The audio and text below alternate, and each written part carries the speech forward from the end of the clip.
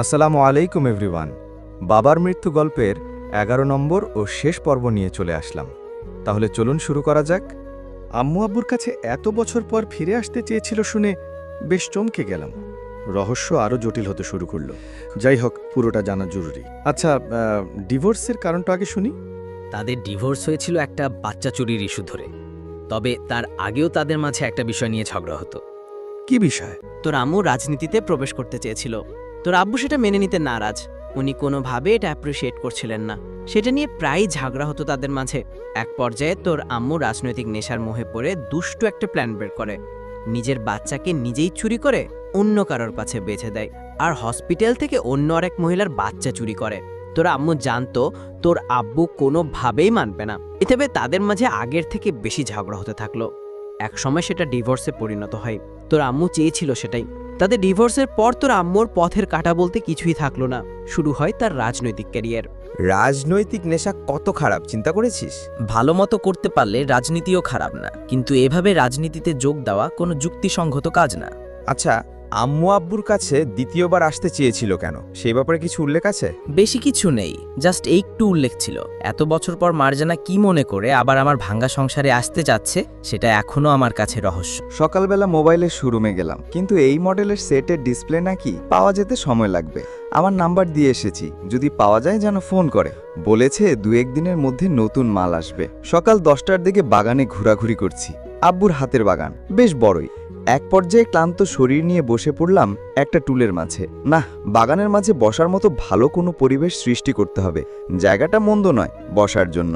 হঠাৎ পিছন থেকে কে যেন আমার চোখ দুটো চেপে ধরল। কে হতে পারে অনুমান করতে পারছি না কে। চুপচাপ। আমি জোর করে হাত দুটো ছাড়িয়ে নিলাম।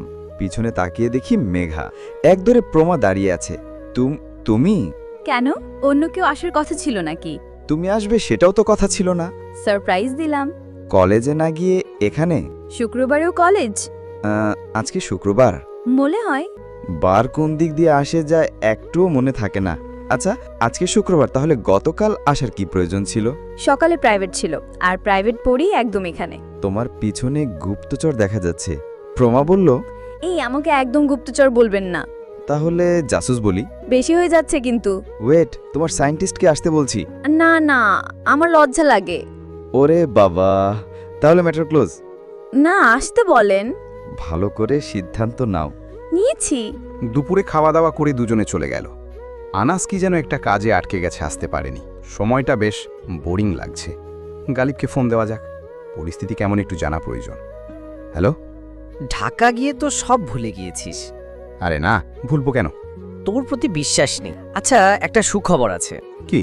পরশুদিন ফুপি ঢাকায় যাবে। সেদিন নাকি ফোফার মৃত্যুর 2 বছর পূর্ণ হবে। বাহ, এখন আলগা দরদি হয়েছেন। কার কাছে শুনলি? আরে এখন যে পিয়েটা আছে না, তার কাছে জেনেছি।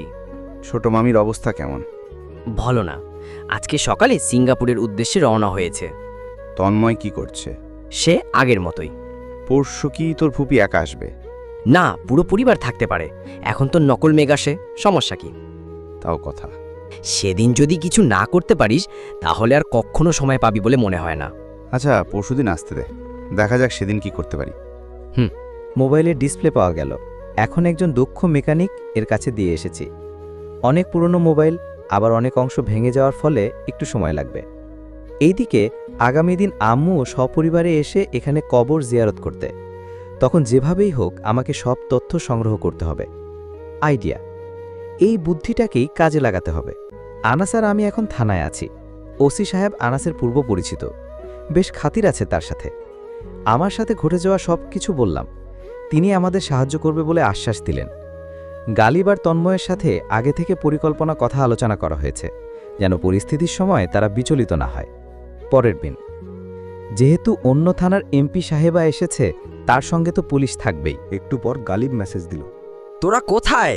আমরা এখন তোদের বাড়িতে আছি, একটু পর চলে যেতে পারি। আমরা এসে গেছি, চিন্তা করিস না। পিএবির 4টে গাড়ি পুরো বাড়ি ঘিরে ফেল। আমি আনাস আর র্যাবের একজন সিনিয়র অফিসার নেতৃত্ব দিচ্ছি মিশনের। যদিও আমরা দুজন ছদ্মবেশে। সবাই আস্তে আস্তে বাড়িতে ঢুকলাম। সেখানে অবস্থানরত সবাইকে চারদিক দিয়ে ঘিরে ফেললাম। যেহেতু এখানে অপারেশনের র্যাব, সেহেতু পুলিশের 4 আনা মূল্য। তবুও তারা দায়িত্বের খাতিরে জিজ্ঞেস করলেন, স্যার কি হচ্ছে এসব? আমি বললাম, দুজনের নামে ক্র্যাশ ফায়ারের নির্দেশ আছে। স্যার আমাদের কাছে তো এরকম কোনো ইনফরমেশন নেই। আপনাদের কাছে নেই দেখে যে আমাদের কাছে নেই তা কোনো কথা নয়। এ দেখুন ক্র্যাশ ফায়ারের হুকুমনামা। এবার আম্মু বলল, কিসের জন্য ক্র্যাশ ফায়ার এবং কাকে? এবার আসল অফিসার বলল, আপনার ছেলে এবং আপনার বড় ভাইকে। হোয়াট? কিসের জন্য? ওরা 3টে মার্ডার কেসের আসামি, আপনিও জড়িত আছেন, অ্যারেস্ট হিম। আম্মু মোবাইল বের করে কাকে যেন ফোন দেওয়ার প্রস্তুতি নিচ্ছে, তার আগেই আমি মোবাইলটা ছু মেরে নিয়ে নিলাম। আগে মিশন শেষ হোক, তারপর যেখানে মন চায় সেখানে ফোন করবেন। আম্মু বলল, কিন্তু কিসের খুন? 2 বছর আগে আপনি আপনার বড় ভাই এবং আপনার ছেলে মিলে আপনার আগের স্বামীকে খুন করেছেন। এই ঘটনাটি আপনার পিএসরা দেখে ফেলাতে তাদের আপনি প্রথমে চাকরি থেকে বহিষ্কার করেন, পরে খুন করেছেন। হোয়াট? এই সময় নেই, তাড়াতাড়ি মিশন শেষ করুন, আমাদের রিপোর্ট জমা দিতে হবে সন্ধ্যার আগে। বড় মামা বলল, গালিব, এটা তো মিরাজ, তোর ফ্রেন্ড। না জেঠু, সে আমার ফ্রেন্ড না, সে আরএবি। সেদিন সে আমার মাথায় পিস্তল ঠুকিয়ে আমাকে বলেছিল সবার সামনে অভিনয় করতে। আনাস বলল, এসব হিসাব নিকাশ পরে হবে, আপনার ছেলেকে 2 বছর যাবৎ খুঁজতেছি, আজকে পেলাম। আম্মু বলল, আমার ছেলের গায়ে একটুও টাচ করবেন না, সে নির্দোষ। আমাদের কাছে ইনফরমেশন আছে অফিসার, 3 জনকে নিয়ে চলুন। আম্মু তন্ময় আর বড় মামাকে গাড়িতে উঠালাম। আম্মু কোনো কথা না বলে চুপচাপ গাড়িতে বসে আছে। গালিবকে রেখে এসেছি মুন্নিকে ফলো করার জন্য। রাবের বিষয়টি বোধহয় আপনাদের মাথায় আসছে না, তাহলে চলুন ক্লিয়ার করি। পুলিশ দিয়ে পরিকল্পনাটি করানো যেত না, তাই থানার ওসি সাহেব রাবকে অবগত করে। যেহেতু সত্যি 3টা মার্ডার কেস, তাই তারা রাজি হয়। তবে প্রমাণ বের করা কষ্টকর দেখে অন্য পরিকল্পনা করে সব তথ্য সংগ্রহ করা লাগছে। প্রাথমিক কাজ শেষ। যেহেতু এমপি সাহেবা, তাই বিষয়টি ইতিমধ্যে সারা দেশে ছড়িয়ে পড়েছে। অনেকে বিষয়টির পক্ষে গেছে, আবার অনেকে বিপক্ষে। যেহেতু রাবের সিনিয়র অফিসার সাথে আছেন, তাই কোনো চিন্তা নেই। একটা পরিত্যক্ত বিল্ডিংয়ের ভেতর তাদের নেওয়া হলো। ভিতরে ঢুকে মনে হলো এটাকে এই বাহিনী অনেকবার ব্যবহার করেছে, তাদের মিশনে এটা ব্যবহার করে হয়তো। আমি অফিসারকে পার্সোনালি ডেকে বললাম, স্যার, আদালত থেকে তো কোনো নির্দেশ নেইনি, এখন কি হবে? সমস্যা নেই, জজ সাহেবের সাথে কথা হয়েছে, তিনি বলেছেন প্রাথমিক অবস্থায় সন্দেহভাজন আটক করা যেতে পারে, সমস্যা নেই। চূড়ান্ত কিছু করার জন্য আদালতের নির্দেশের জন্য অপেক্ষা করতে বলা হয়েছে। স্যার, আমার বেশি কিছু লাগবে না, শুধু সত্যি তথ্যগুলো বের করবেন আর আসল আসামিকে শাস্তি দিবেন, সেটাই আমি চাই, সে যেই হোক।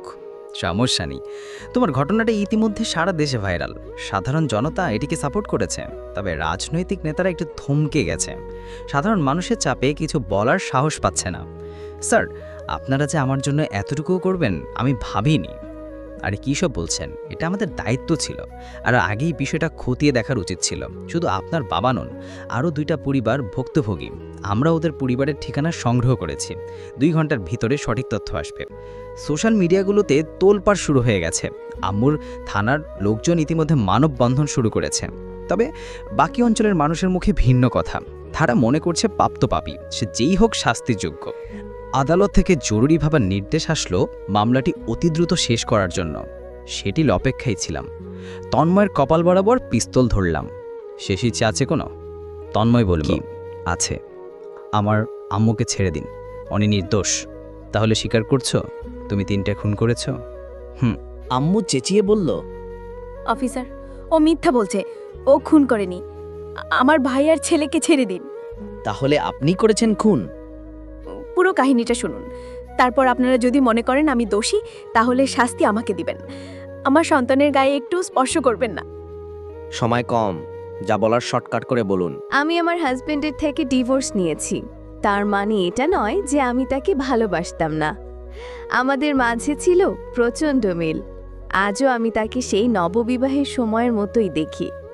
মানুষের মনে কত রকম বাসনা মাঝে মাঝে সৃষ্টি হয়। আমার মনেও একদিন বাসনা জাগিয়ে আমি রাজনীতিবিদ হব। আমার পড়াশোনাও ছিল, কিন্তু মেঘের আব্বু কোনোভাবে মেনে নিচ্ছিল না। এটা নিয়ে দুজনের মাঝে প্রায় ঝগড়া হতো। এক সময় আমার 2য় সন্তান আসে পৃথিবীতে। আমি উপায়ন্ত না দেখে মনে মনে একটু কঠিন সিদ্ধান্ত নেই। রাজনীতির নেশা যে মানুষকে এতটা মাতাল করে সেটার ধারণাই ছিল না। আমি আমার সন্তানকে এক বন্ধা প্রবাসীর কাছে দিয়ে দেই।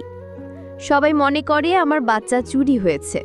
তারপর হসপিটাল থেকে অন্য আরেকজনের বাচ্চা চুরি করি। মেঘের আব্বু বিষয়টি মানতে নারাজ। তার কথা, আমার বাচ্চা চুরি হয়েছে, হয়তো আমাদের কপালে সে ছিল না, তাই বলে অন্য মায়ের কোল খালি করব কেন? এটা নিয়ে শুরু হয় দুজনের মাঝে ঝগড়া।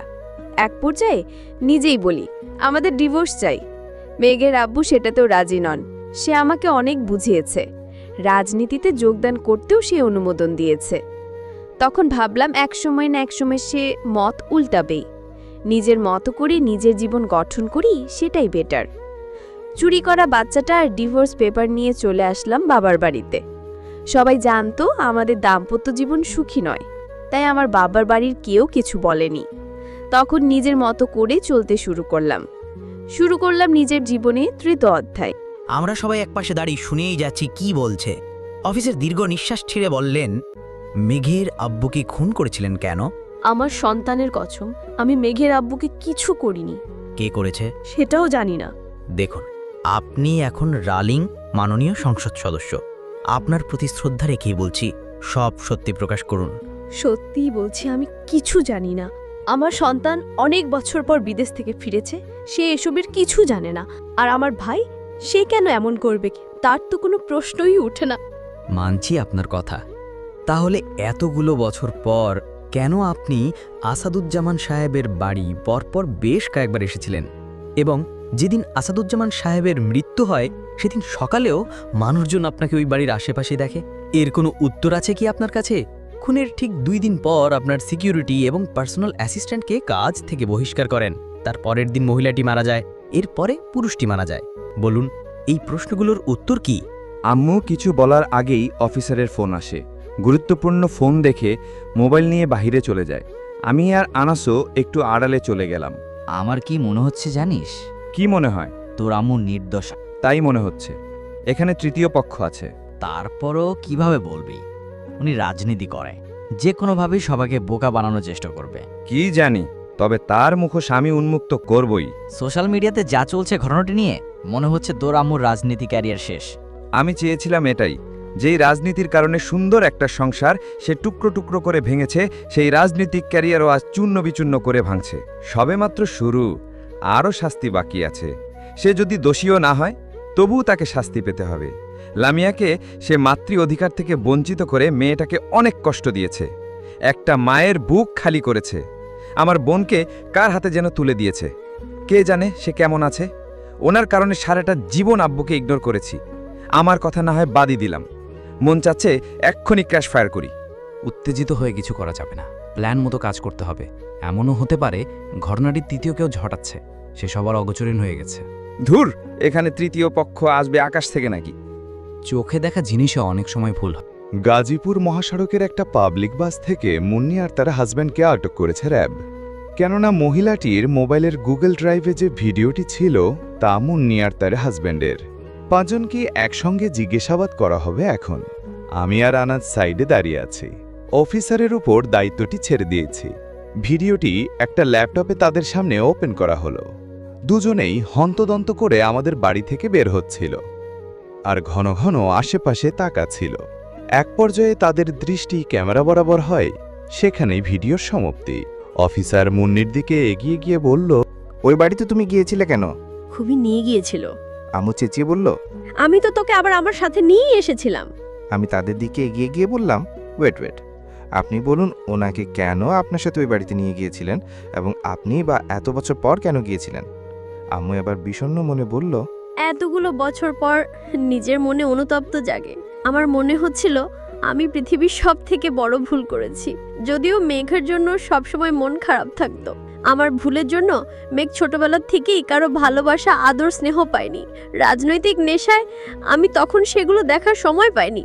আমি অন্ধ হয়েছিলাম। আমার মনে অনুশোচনা আসতে আসতেই সময় পেরিয়ে যায়। মেঘ কোথায় জানি চলে যায়। ওর বাবাও আমাকে কোনোদিন ওর ঠিকানা দেয়নি। আমি প্রায় 10 বার মেঘের আব্বুর কাছে আমার ভুলের ক্ষমা চাইতে গিয়েছিলাম, কিন্তু তিনি তার সিদ্ধান্তে অনড় ছিলেন। প্রতিবার আমাকে ফিরিয়ে দিয়েছিলেন, তবুও বেহায়া হয়ে যেতাম। শেষবার যখন ঢাকায় আসি তখন আমার সাথে পিএ আর পিএস ছিল, সাথে মুন্নিও ছিল। সেদিন মেঘের আব্বু রাজি হয় আমাকে আবার মেনে নিবে। আমি সেদিন কতটা খুশি হয়েছিলাম বলে বোঝাতে পারবো না। মুন্নিকে সাথে নিয়ে খুলনার উদ্দেশ্যে রওনা হই। ইচ্ছা ছিল রাজনীতি সব ছেড়ে দিব, আগের মতো হয়ে যাব। পথিমধ্যে মুন্নি বলে সে নাকি তার হাজবেন্ডের সাথে দেখা করবে, আর কিছুদিন থাকবে ঢাকায়। আমিও নিষেধ করিনি। মুন্নিকে নামিয়ে দিয়ে আমি চলে আসলাম খুলনায়। বিকালের দিকে খবর আসে আসাদুজ্জামান আর নেই। কথাটা বলতে কি আম্মু অছরে কেঁদে ফেলে। তখন আর যেতে পারিনি, তার আগেই মাটি দিয়ে দেয়। আপনার কাছে পরে আসছি। মুন্নি ম্যাডাম, আপনি বলেন, হাজব্যান্ড সহ কেন ওই বাড়িতে গিয়েছিলেন? এমনি ভুপাকে দেখতে।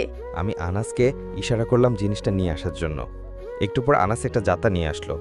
আমি মুন্নির হাতের একটা আঙ্গুল জাতাতে রেখে চাপ দিব ভাব।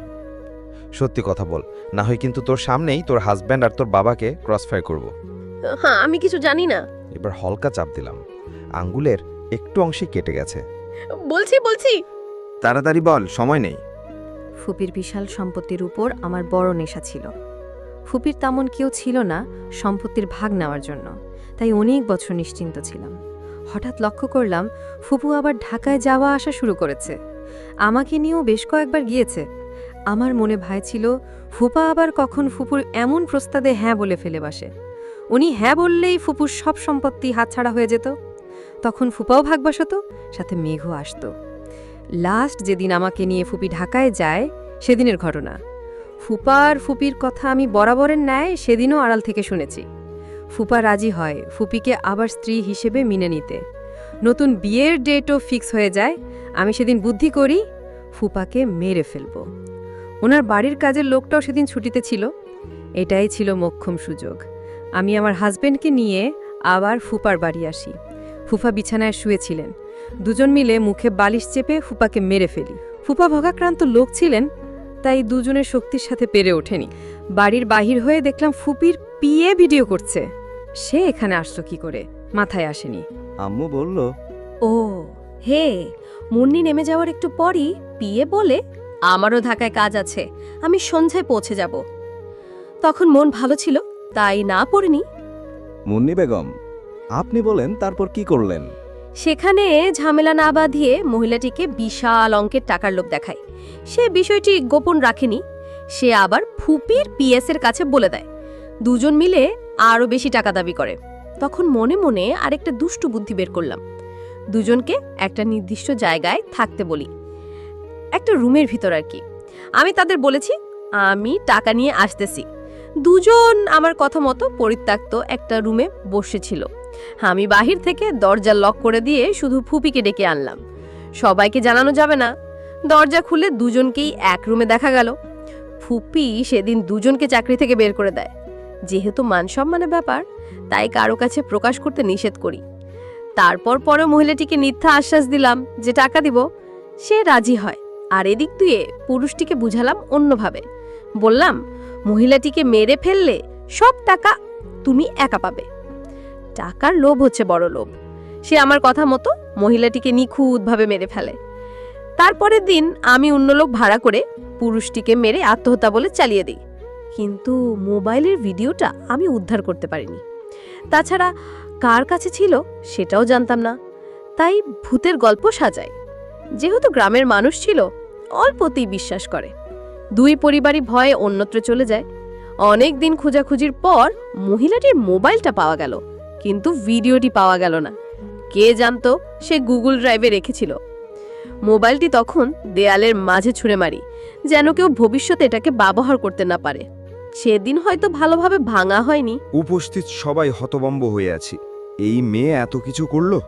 আমি সেখান থেকে উঠে তন্ময় আর বড় মামার বাঁধন খুলে দিলাম। দুজনকে টুপ হিসাবে রেখেছিলাম। জানতাম এদের ক্রসফায়ার করার কথা বললে আম্মুর সব সত্যি কথা বলবে। মিস মারজানা বেগম, আপনার শাস্তি কি জানেন? চুপচাপ।